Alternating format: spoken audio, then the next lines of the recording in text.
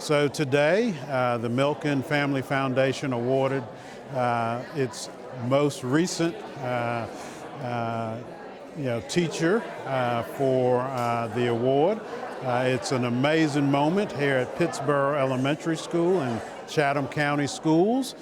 Shane Henderson was recognized for that award and has received lots of different acknowledgments, including a financial contribution of $25,000. So recognizing a person who has been an excellent educator, starting off as a bus driver and moving on up to being a teacher as well.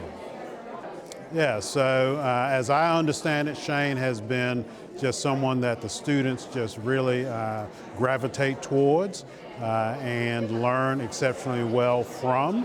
And because of his life experiences, I think someone that students also can relate to and look up to at the same time.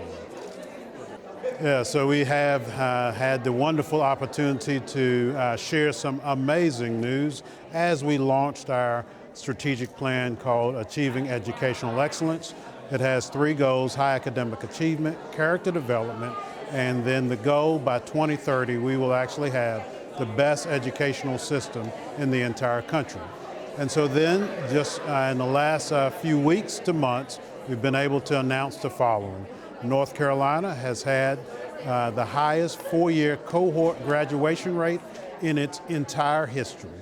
And then a few weeks ago, we were able to also announce that North Carolina's participation and performance on advanced placement exams, which are exams that many colleges and universities use to give college credit for, North Carolina has its highest participation rate in its history and its highest passage rate in its history, and the passage rate is now above the national average.